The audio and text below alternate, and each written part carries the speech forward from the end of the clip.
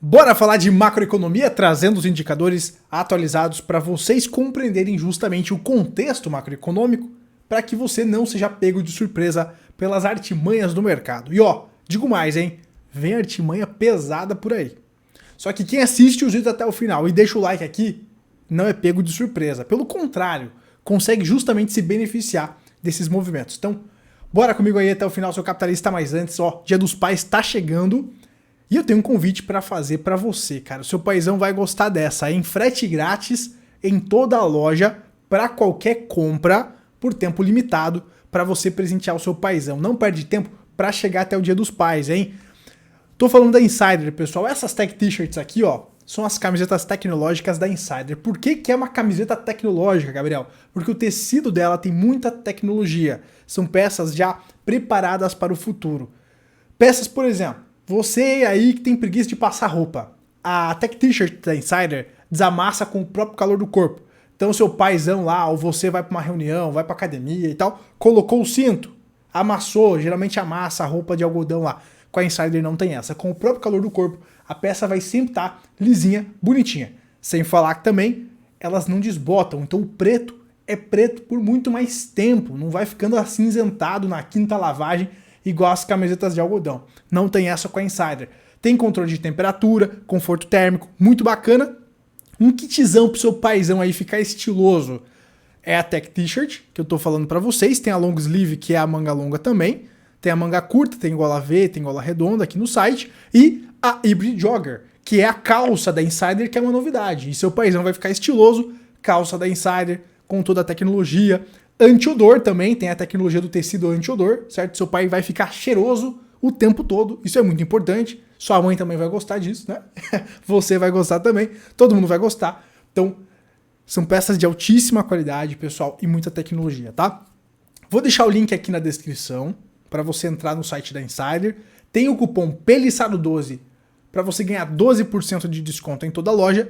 Tem peças masculinas para você se presentear, para você presentear o seu paizão, e também tem peças femininas aí. Você já aproveita o frete grátis da Insider e presenteia todo mundo aí, pô, que a galera vai gostar. Beleza? Cai para dentro, o link está na descrição para você acessar a loja da Insider, conhecer todos os produtos tech e também garantir aí a sua compra com frete grátis e 12% de desconto usando o cupom PELISSADO12. Beleza? Cai pra dentro aí, seu capitalista, que quem usa não se arrepende. Bora cair pra dentro aqui dos indicadores?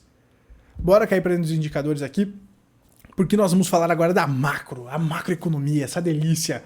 Porque aqui nós temos o PCE, que é o índice de preços americano, que foi divulgado aí na última sexta-feira, anual, caindo aqui, pessoal, para 3%, certo? Pô, Gabriel, então finalmente a inflação tá dando uma trégua, alta infinita daqui pra frente e tal. Calma lá, tá? Calma lá, isso aqui é positivo sim, a inflação está dando uma trégua, mas tem um custo que poucos estão falando sobre, certo? Vamos falar do núcleo aqui. O núcleo, lembrando, descarta a questão de energia e alimentos, né, que são mais voláteis, e é o indicador favorito de inflação do Fed. Eu deixei bem aberto aqui esse núcleo anualizado, por quê? Porque a gente vê aqui, ó, o que aconteceu lá na década de 70, que a gente fala aqui que o Fed não quer cometer o mesmo erro, né? Quem acompanha o canal já está sabendo da fofoca. Então lá na década de 70, o Fed foi a ejaculação precoce, voltou a estimular a economia antes do que deveria e teve uma segunda onda inflacionária, certo? Como você consegue ver aí na sua tela.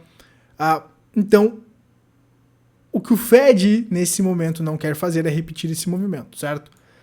Aí a gente vai dando aqui um zoom in, e aí você observa que o núcleo de inflação do PCE, que é o indicador favorito do Fed, ainda tá meio andando lateral, né? Não tá dando aquela trégua igual a gente viu no PCE sem ser o núcleo.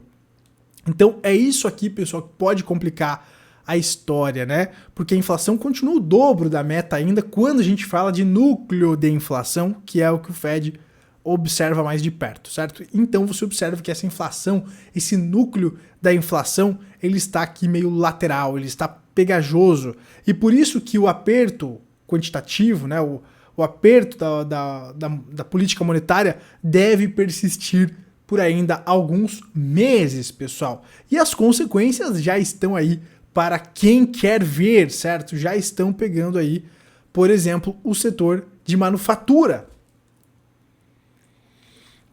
Tá aqui o PMI de Chicago, pegando justamente esse setor de manufatura. PMI aí 42,8 veio, a projeção era 43, lembrando que PMI abaixo de 50 indica contração. E você vê clara aqui a contração da indústria americana. A gente viu em atualizações passadas, em vídeos passados aqui no canal, o setor de serviços que também dava seus primeiros sinais de enfraquecimento.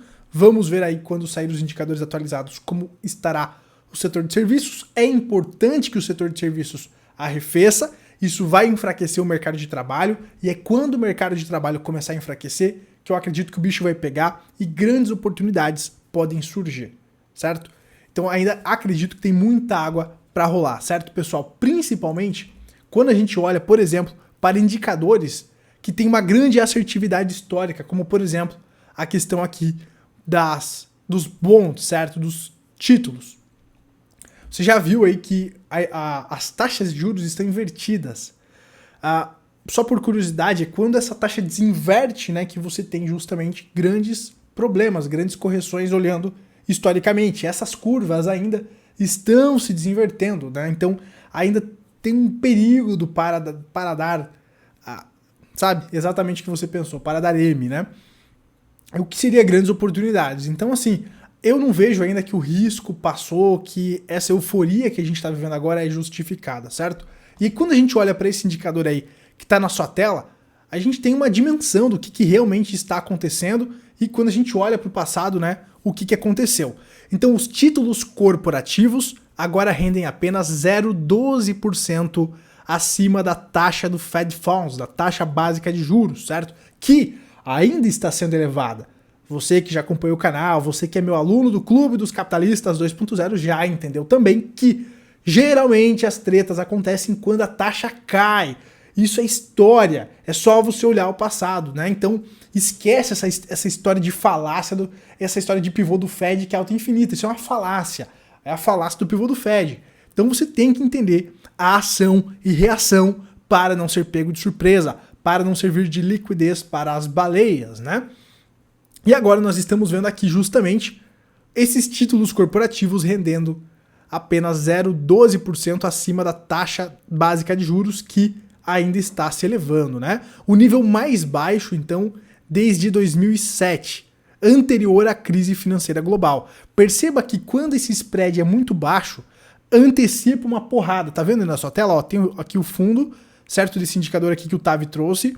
Tem o fundo aqui, ó, lá em 2007, certo? Que precedeu uma porrada. Quando ocorre essa porrada, essa diminuição desse spread também, você tem uma grande correção nos mercados financeiros, nas bolsas. Pelo menos é isso que aconteceu em 2008. Você também viu isso acontecer na crise da As.com, da tecnologia, lá em 2001.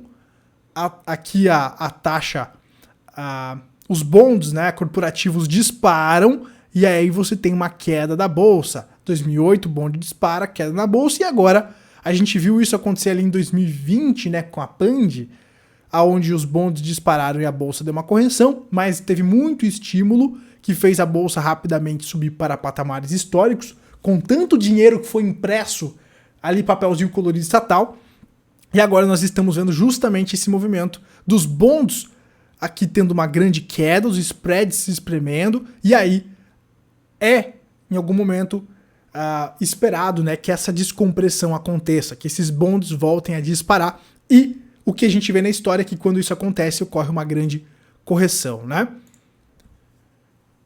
Então, toda vez que os spreads de crédito tiveram em níveis historicamente reprimidos, um cenário de pouso forçado se seguiu. A narrativa que o mercado está vendendo, a narrativa que os jornais estão vendendo, é que teremos um soft landing, uma aterrissagem suave, altas infinitas, putaria, todo mundo vai ficar rico, mesmo com os fundamentos, né, os múltiplos dos ativos muito esticados. Então, existe uma euforia muito grande, é isso que me preocupa.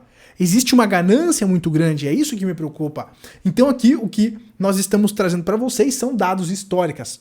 dados históricos, fatos históricos que mostram que existe uma correlação ali que deveria preocupar, pelo menos, né, os investidores, para que isso acendesse uma luz amarela e eles, no mínimo, investissem em antifrágil, gerenciassem melhor o risco e não ficassem no oba-oba que está o mercado agora. Então talvez desta vez seja realmente diferente, mas o Tavi diz aqui que preferiria basear a perspectiva em números, indicadores apontando para uma iminente recessão grave.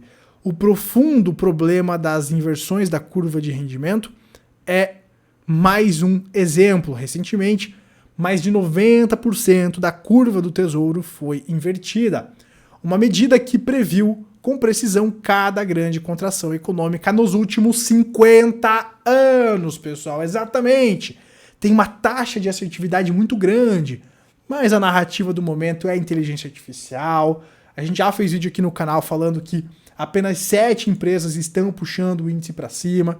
E parece que tá todo mundo no oba-oba, todo mundo no mundo da Barbie, na Barbilândia. E aí é alta infinita e a galera esquece dos fundamentos. Esquece que você está comprando um ativo que tem que dar lucro, né? Que tem que botar dinheiro no seu bolso. Então, realmente parece que a galera está numa euforia muito grande e não está vendo esses indicadores históricos aqui mandando alertas. Além disso, a posição da política do Fed também deve ser levada em consideração, diz o Tavi Costa.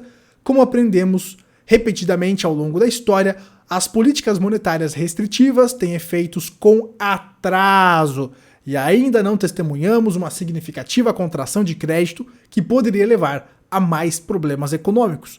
Mesmo a aparente força do mercado de trabalho deve ser observada com cautela.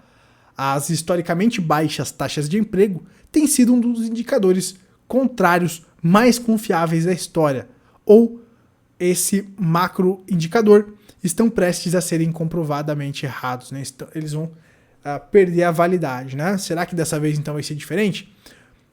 Então, ou os indicadores vão se provar errados, ou as valorizações gerais do mercado de ações americanas estão completamente fora de linha, né?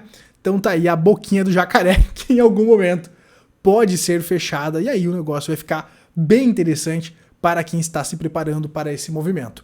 Me parece, aqui é a minha opinião, não sou o dono da verdade, né? Sempre é legal assumir humildade perante a incerteza, mas me parece que a gente está aqui, ó, nessa fase do retorno normal, certo? O S&P está quase no topo histórico. É essa narrativa da inteligência artificial que está trazendo fúria para o mercado. Então, eu olharia isso com bastante cautela, né? Então, essa fase do retorno normal geralmente precede o pânico. E ainda eu não vi o pânico do mercado. Cadê o pânico para resetar o ciclo? Para fazer a limpeza dos excessos que foram gerados aí nos últimos anos com tanta impressão de dinheiro e juros artificialmente baixos? As crises são naturais. As crises são as limpezas dos excessos. E ainda a gente não viu essa limpeza de toda a porcaria que foi gerada desde 2008 e foi intensificada em 2020. Muita lambança foi feita e a gente ainda não viu essa correção. Certo, pessoal? É isso que me preocupa nesse momento no mercado. Aqui você tem as vendas do varejo caindo, justamente depois de muita impressão de dinheiro lá em 2020. Elas explodiram e agora, né, você tem a contração aí do varejo, isso é esperado, isso vai afetar o setor de serviços, fiquem espertos. E também tem essa questão aqui do fim da moratória, que poderia ser o estopim para o crash do setor de serviços. O setor de serviços precisa enfraquecer, porque é justamente ele que emprega, que gera emprego, que mais aquece a economia americana. Então, se essa taxa de emprego, né, ela continua baixa, se o mercado de trabalho continua forte, isso pode ser justamente um fator para manter a inflação aquecida, né? Por conta justamente de inúmeras vezes eu já expliquei isso, a competição ali por aquele trabalhador, isso gera inflação, vai aumentando o custo, né, daquela mão de obra e tal. Então você precisa, em fins de ciclo, de aumento de desemprego, de quebradeiras, de empresas que não deveriam existir quebrando, para que as anomalias sejam reajustadas depois de tanto dinheiro grátis, depois de tanto endividamento, depois de tanta loucura que foi feito desde 2008. As crises são as limpezas dessas loucuras, tá, pessoal? Por isso que a gente espera, então, que esses movimentos corretivos aconteçam. E aí, se você não assistiu esse vídeo sobre o fim da moratória, que poderia levar à queda do setor de serviços. Eu vou deixar o link desse vídeo aqui na descrição. É um vídeo que eu fiz há 4 semanas atrás, há quase um mês atrás, e isso pode vir à tona a qualquer momento, tá? Porque algumas dívidas terão que ser pagas, e quando essas dívidas que vão precisar ser pagas a partir de agora pesar no bolso da galera, isso pode enfraquecer o setor de serviços e ser justamente o estopim para aí a correção, para o esfriar dessa inflação tão pegajosa. Beleza, pessoal? Mais links aqui na descrição. A gente se vê na próxima. Seu capitalista. Tchau, tchau. Se você gostou, deixa seu like e compartilha para geral aí. Tamo junto.